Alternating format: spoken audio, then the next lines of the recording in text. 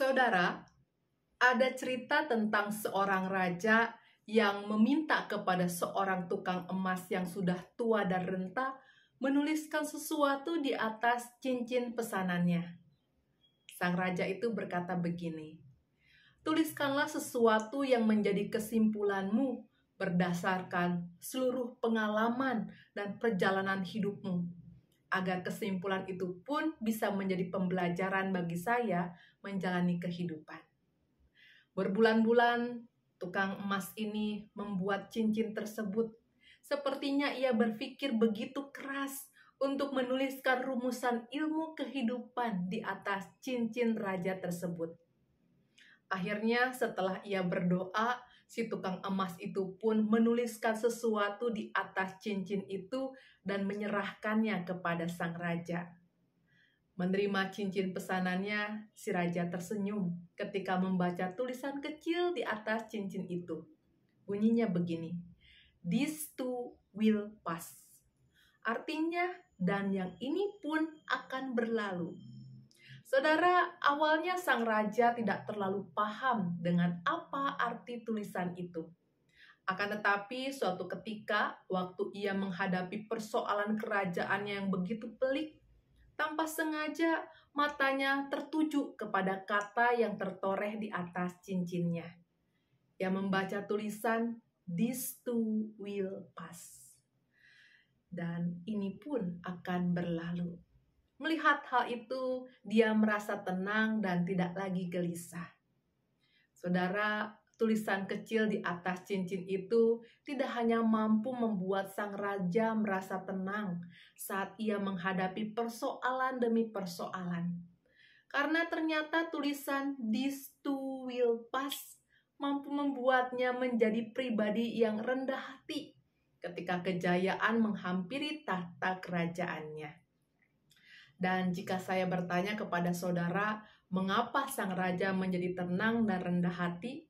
Pasti saudara juga bisa mengatakan bahwa "This too will pass" telah menyadarkan sang raja dan mungkin juga kita semua untuk menjadi sadar bahwa semua yang kita alami adalah sesuatu yang akan berlalu, atau semua itu tidak akan kita alami untuk selama-lamanya. Sehingga kesusahanku itu pun pasti akan berlalu, atau kesenanganku itu pun akan berlalu. Itu membuat saya teringat pada firman Tuhan dalam Pengkhotbah 3 pasal yang pertama, yang mengatakan bahwa untuk segala sesuatu ada masanya, untuk apapun di bawah langit ada waktunya. Firman Tuhan ini dengan jelas dan tegas mengingatkan kepada kita semua bahwa kita adalah manusia yang berjalan dalam waktu. Waktu yang terus bergerak maju ke depan, tidak pernah kembali mundur ke belakang. Hal itu sebenarnya membuat kita harus sadar bahwa kita tidak pernah bisa menghentikan waktu ketika kita ingin menikmati sesuatu yang menyenangkan dalam hidup ini. Atau kita pun tidak bisa mempercepat waktu ketika kita mengalami kesusahan atau persoalan.